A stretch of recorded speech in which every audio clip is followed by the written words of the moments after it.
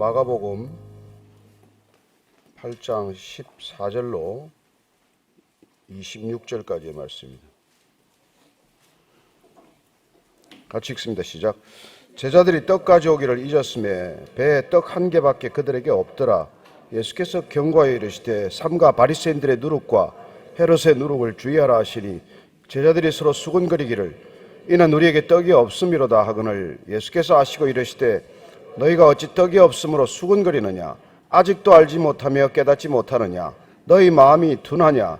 너희가 눈이 있어도 보지 못하며 귀가 있어도 듣지 못하느냐? 또 기억하지 못하느냐? 내가 떡 5개를 5,000명에게 떼어줄 때 조각 몇 바구니를 거두었더냐? 이르되 12이니이다.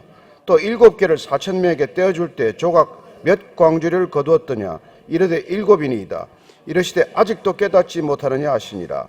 벳세다 이름에 사람들이 맹인한 사람을 데리고 예수께 나와 손대시기를 구하거늘 예수께서 맹인의 손을 붙잡으시고 마을 밖으로 데리고 나가사 눈에 침을 뱉으시며 그에게 안수하시고 무엇이 보이느냐 물으시니 쳐다보며 이르되 사람들이 보이나이다. 나무 같은 것들이 걸어가는 것을 보나이다 하거늘 이에 그 눈에 다시 안수하시며 그가 주목하여 보더니 나아서 모든 것을 밝히 보는지라. 예수께서 그 사람을 집으로 보내시며 이르시되 마을에는 들어가지 말라 하시니라. 아멘. 예수님께서 제자들과 함께 배를 타고 가다가 제자들이 떡을 챙겨오는 것을 잊었습니다 하고 또 걱정하는 모습을 보게 됩니다. 그들이 그 떡 한 개밖에 지금 없어서 12제자들과 예수님이 나누어 먹기에 부족하다는 것 때문에 아마 걱정스런 대화를 나누는 것을 들으셨는 탓인지 예수님께서 이렇게 말씀하십니다. 14절 15절 한번 더 읽습니다. 시작. 제자들이 떡 가져오기를 잊었으며 배에 떡 한 개밖에 그들에게 없더라. 예수께서 경고하여 이르시되 삼가 바리새인들의 누룩과 헤롯의 누룩을 주의하라 하시니 제자들이 서로 수군거리기를 이는 우리에게 떡이 없음이로다 하거늘 떡이 없기 때문에 떡 걱정을 하고 있는 예수님께서 조금 뜻밖의 말씀을 하시는 것 같은 마치 뜬금없는 말씀을 하시는 것 같은 얘기를 하십니다. 떡이 없다고 걱정할 때 예수님께서는 너희들이 바리새인들의 누룩과 헤롯의 누룩을 주의하라. 이 예수님의 말씀과 제자들의 걱정 사이에는 굉장히 큰 괴리가 있어 보입니다만은 그러나 예수님께서 오늘 이 말씀을 통해서 우리의 생각 전체를 뒤집어 놓는 우리의 생각 전체를 갈아엎으시고자 하는 의도를 이렇게 알아보게 됩니다. 우리의 생각 자체도 오늘 이 예수님께서 경고하신 삼가 주의하라고 하신 이 바리새인들의 누룩과 헤롯의 누룩이 우리 안에도 퍼져 있기 때문입니다. 누룩이라고 말할 때 이 누룩은 뭐 요새는 누룩을 잘 모르시겠지만은 뭘 이렇게 부풀릴 때 빵을 부풀릴 때 우리 이스트를 말하는 것이죠. 곡물을 가지고 이렇게 곰팡이를 피기 위해서 발효제로 쓰는 것 아닙니까? 이게 덩어리를 엄청나게 크게 하지만은 그 누룩이 상징하는 바는 무엇입니까? 급속한 영향력, 급속한 파급력, 급속한 팽창력 이런 걸 말하는 것이죠. 그래서 누룩을 좋은 뜻으로 쓰시기도 하지만 대부분의 경우는 좋지 않은 뜻으로 쓰시는 것을 보게 됩니다.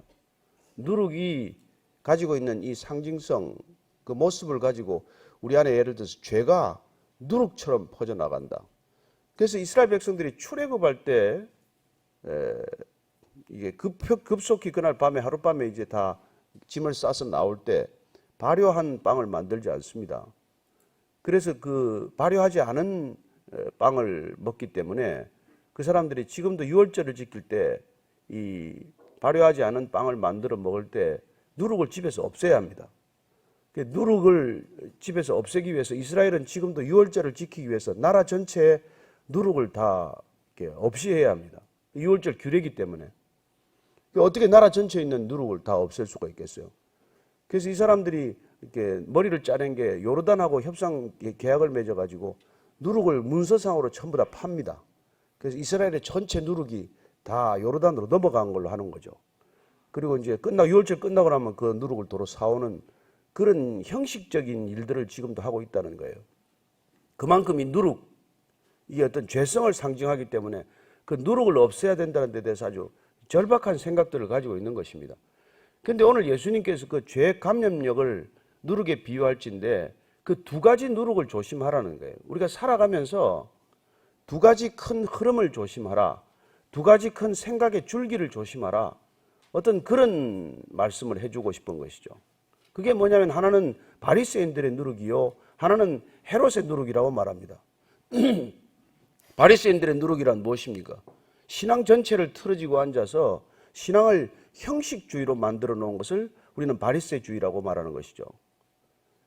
신앙 전체를 겉모양만 중시하게 만들어서 신앙의 핵심과 내용은 빠져버리고 그 겉만 번지르르 하게 된 것을 우리는 이 바리새인의 누룩이라는 말로 표현하고 있다는 것을 알게 됩니다. 그래서 예수님께서 이 동일한 본문을 앞서 보면은 정확하게 해석을 해주고 계세요. 그래서 마태복음 우리가 한번 보십시다. 마태복음 16장에 보면은 이 본문이 동일한 본문이 있는데 예수님께서 여기서는 분명히 말씀해주고 계십니다. 16장 11절 말씀을 한번 봅시다. 11절 시작. 어찌 내 말한 것이 떡에 관함이 아닌 줄을 깨닫지 못하느냐. 오직 바리새인과 사두개인들의 누룩을 주의하라. 또 그 앞에 보면은 또 6절에 보면은 삼가 바리새인과 사두개인들의 누룩을 주의하라 이렇게 말합니다. 그 당시 바리새인들은 신앙의 형식주의를 가져왔다면 사두개인들은 신앙의 어떤 물질주의화를 초래한 사람들이에요. 이 사람들이 사실 헤롯 정권과 결탁해가지고 대제사장직을 독점하다시피 하면서 정치와 종교를 혼합시키고 어떻게 보면 정치와 종교 권력이 결탁함으로써 이 종교를 정치와 권력화했던 사람들의 표상들이에요. 사두개인들이란. 바리새인들은 종교의 순수성을 지키고자 하는 의도는 좋았지만은 종교의 내용보다는 본질보다는 형식의 치우침으로 본질을 잃어버린 것입니다.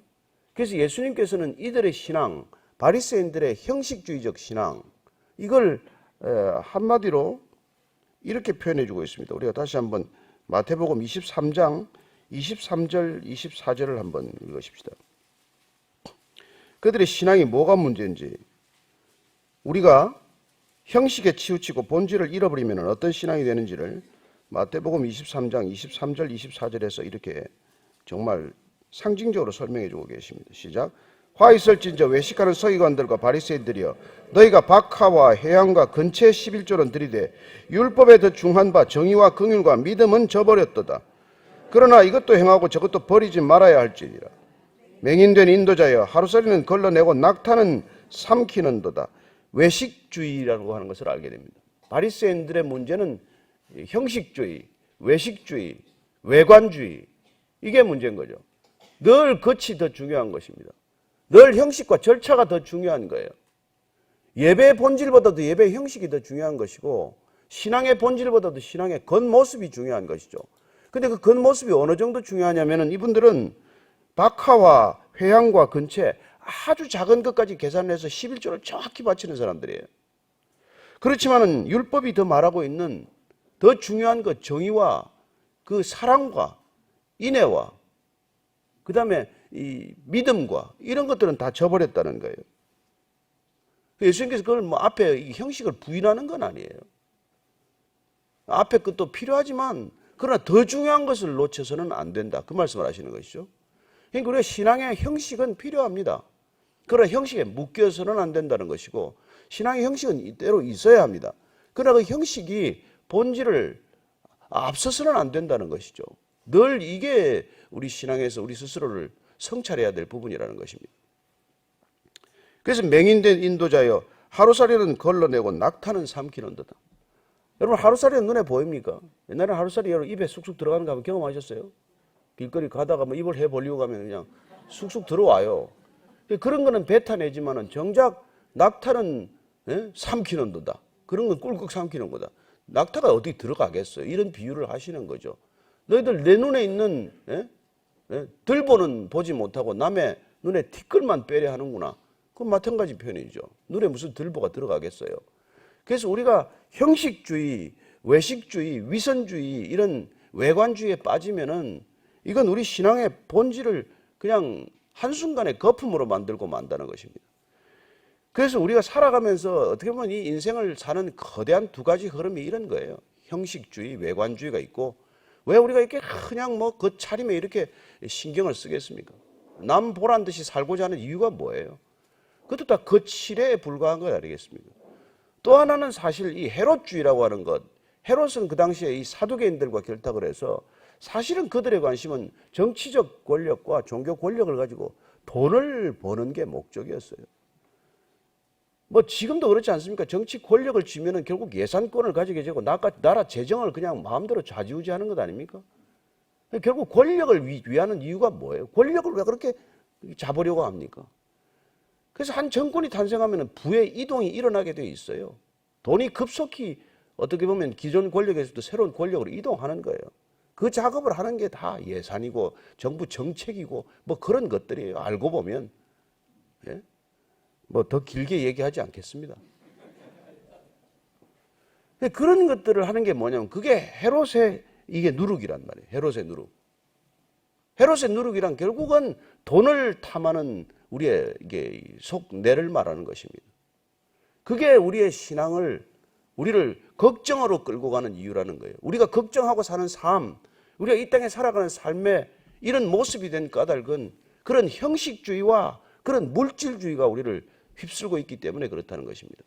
그래서 깨어있지 않으면 그 거대한 흐름에 그냥 휩쓸려 간다는 거예요. 그러니 그들이 금방 오병이의 기적을 보고 칠병이의 기적을 보았는데 또 배에서 떡이 하나밖에 없다고 걱정을 하니 예수님께서 먹는 게 너네들이 걱정해서 벌어먹는 게 아니라 먹는 게 하늘로부터 오는 거다. 이걸 여러분들 40년 동안 광야에서 만나를 먹여도 모르는 것이고 예수님께서 3년을 데리고 다녀도 제자들이 아직도 못 깨닫는 거란 말이에요. 그렇습니다. 결국은 이 두 가지가 우리의 신앙을 수렁처럼 끌고 들어가서 믿는다고 하지만 뭘 믿고 사는지조차도 모르게 만들어버리는 거예요. 예수님을 옆에 두고 예수님을 따라가고 예수님의 기적을 보고도 여전히 떡 걱정을 하고 살아가는 거란 말이에요. 그 예수님이 얼마나 답답하시겠어요. 교회를 30년을 다녀도 매일 떡 걱정을 하고 떡을 놓고 기도를 하면 예수님이 얼마나 안타깝겠어요. 이제 제발 떡으로부터 좀 풀려나라. 이제 제발 좀 형식으로부터 좀 자유로워라. 어쩌면 이제 아직까지도 본질을 놓치고 사니 이런 말씀을 애타게 해주시고 싶은데 제자들이 지금 빵 걱정 좀 했더니 갑자기 무슨 누룩 얘기가 나오니까 이게 뭐 무슨 소리를 하시나 또. 그래서 16절 17절 이하를 읽으십니다. 시작. 예수께서 아시고 이르시되 너희가 어찌 떡이 없으므로 수근거리느냐 아직도 알지 못하며 깨닫지 못하느냐 너희 마음이 둔하냐 너희가 눈이 있어도 보지 못하며 귀가 있어도 듣지 못하느냐 또 기억하지 못하느냐 내가 떡 5개를 5,000명에게 떼어줄 때 조각 몇 바구니를 거두었더냐 이르되 12이니이다. 또 7개를 4,000명에게 떼어줄 땐 조각 몇 광주리를 거두었더냐 이르되 7이니이다. 이르시되 아직도 깨닫지 못하느냐 하시니라. 아직도 오병이어 칠병이에 기적을 보고도 아직도 깨닫지 못하느냐. 하나님이 누구신지 예수님이 어떤 분이신지 우리의 신앙이 뭘 추구해야 하는지를 아직도 모르겠느냐. 그 얘기를 하시는 것이죠. 여러분들도 그렇게 모르는 표정으로 저를 바라보지 마시고 좀 고개를 다 깨달은 듯하야 이게 사람이 또 말하는데도 이게 힘이 나지. 그렇지 않겠어요? 우리 신앙도 바리새인의 누룩과 헤롯의 누룩을 주의하라 이 말입니다. 이게 그때 얘기만 아니겠어요? 인간이 살아가면서 늘 이렇단 말이에요. 그저 좀 철이 들면 그냥 나를 포장하는데 인생 전체 노력을 기울인단 말이에요.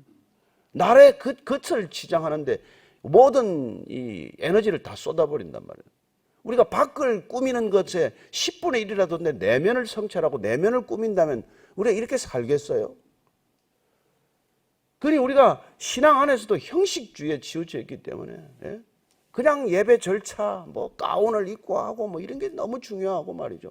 단위에 뭐 빨간 카페트를 까는 게 너무 중요하고 말이죠. 건물을 번듯하게 짓는 게 너무 중요해가지고 건물 짓고 나서 교회는 깨어지는 그런 우스꽝스러운 일들이 생기고 말이죠. 그게 다 이게 바리새인의 누룩이라고 하는데 다 포함되는 얘기란 말이에요.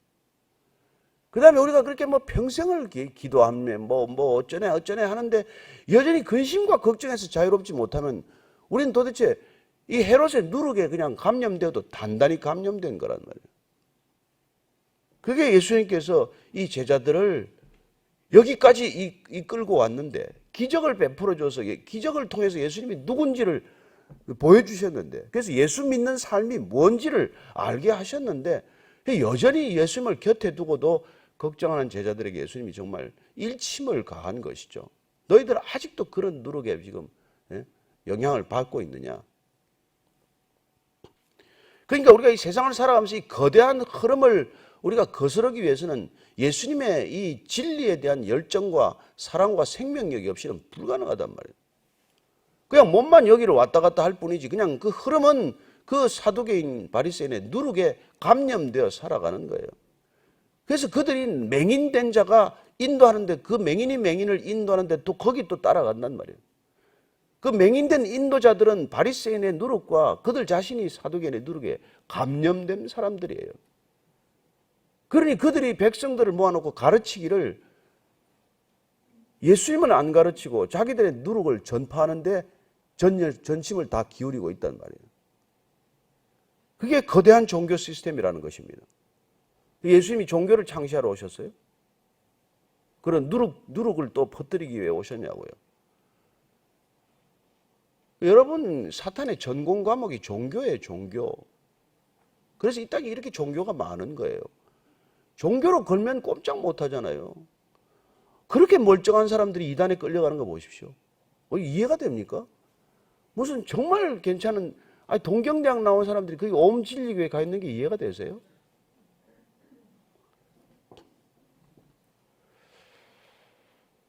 예수님을 옆에 보고도 성경을 읽어도 이걸 깨닫지 못하고 우리가 이 진리의 세계로 나아가지 못하면 우리는 그냥 이 누룩에 그냥.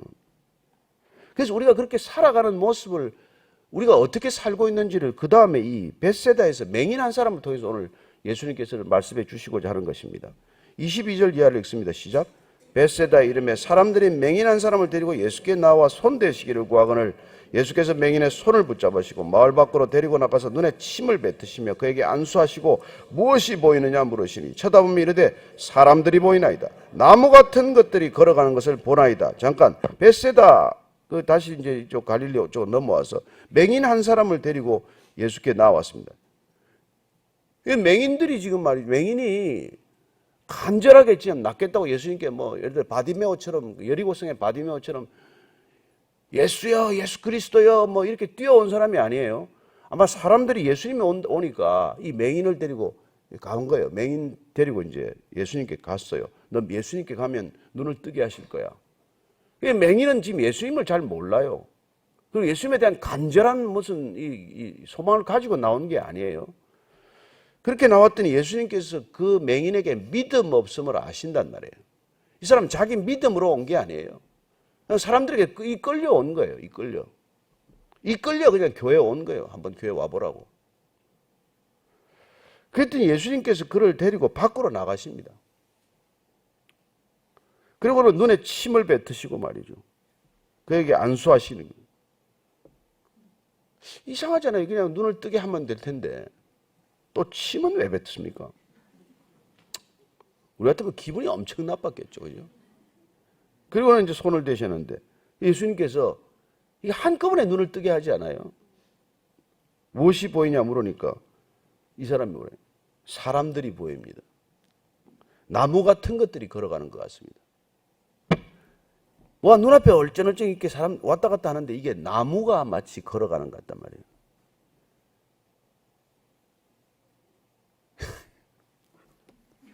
나무가 걸어가는 나무가. 여러분, 우리가 신앙생활하는 게 이렇다는 거예요.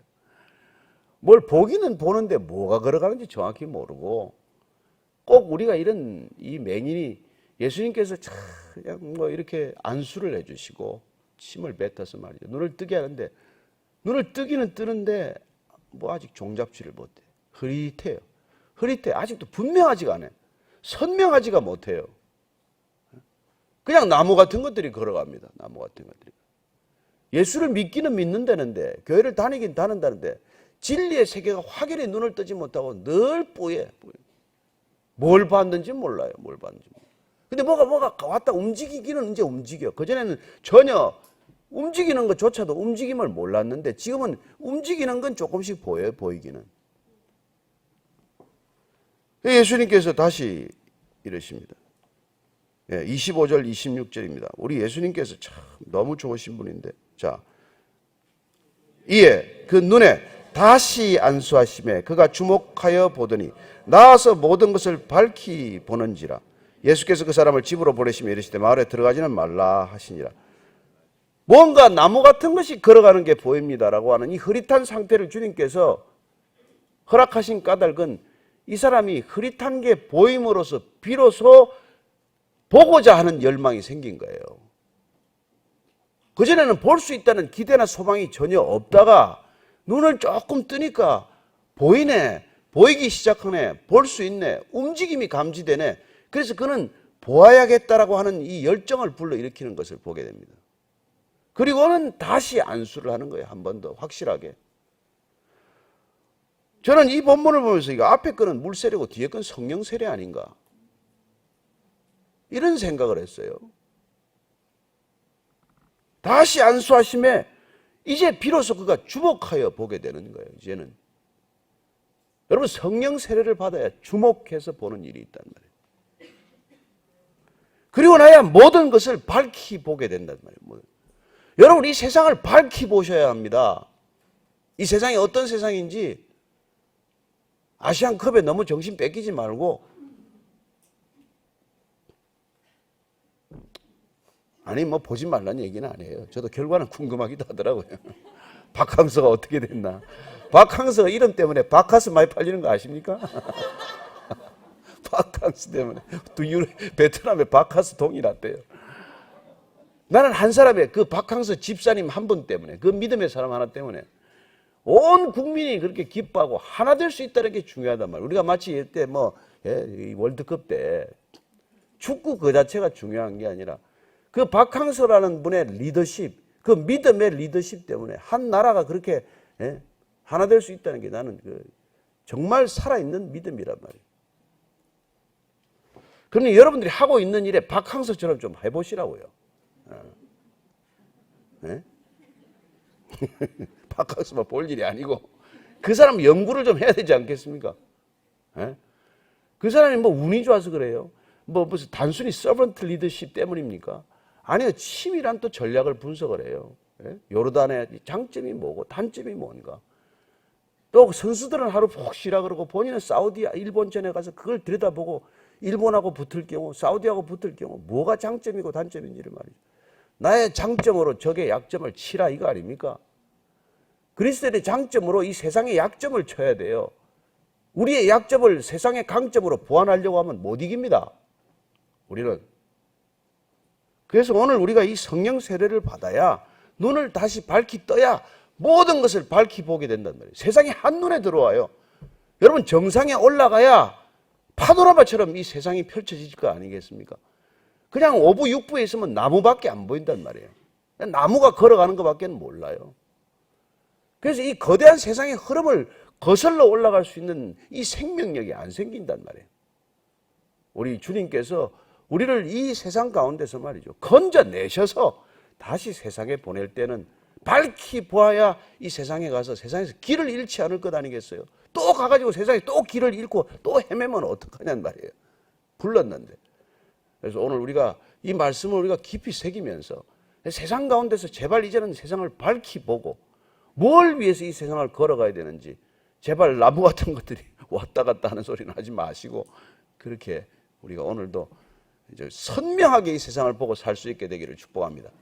오늘 기도할 때 주님 눈을 뜨게 해주십시오. 성령 충만하게 해주십시오. 세상이 밝히 보이게 하여 주옵소서. 한번 그렇게 기도하겠습니다. 하나님 아버지, 주님 오늘 한 맹인을 통해서 우리의 삶의 상태를 돌아보게 하셨습니다. 하나님, 여전히 떡을 걱정하고 먹을 것을 걱정하고 어떻게 살아야 되나, 뭘 하고 살아야 되나, 날마다 걱정과 근심과 염려에서 자유롭지 않은 우리를 주님께서 안수하셔서 이제 무엇이 보이느냐? 나무가 걸어가는 것이 보입니다. 그렇게 말하는 우리를 버려두지 않고 실망하지 않고 다시 안수하셔서 이제는 무엇이 보이느냐? 밝히 보게 하셨사오니 주님이 우리를 만져주시고 주님 우리를 성령으로 충만하게 하셔서 이 세상 한눈에 밝히 보이게 하여 주옵소서. 하나님 아버지, 우리가 흐릿하게 볼 때도 주님 실망하지 않고 다시 우리를 안수해 주십시오. 또다시 안수해 주십시오. 우리가 눈을 밝히 뜰 때까지 안수해 주십시오. 주님, 그리하여 우리가 이 세상 흐릿하게 보지 않고 똑똑하게 선명하게 의심 없이 볼 수 있도록 축복하여 주옵소서. 이제는 십자가에서 우리의 눈을 밝히 뜨게 하기 위하여 그분의 피를 물을 다 쏟아부어 주신 우리 구주 예수 그리스도의 은혜와 아버지의 사랑과 성령의 눈뜨게 하심이 오늘 장님으로 살다가 눈을 뜨게 된 그 인생의 놀라운 변화를 경험한 사람처럼 그렇게 세상을 밝히 보며 살기로 결심한 이 자리에 고개 숙인 모든 성령의 사람들 위해 지금부터 영원까지 함께 하시기를 간절히 축원하옵나이다. 아멘.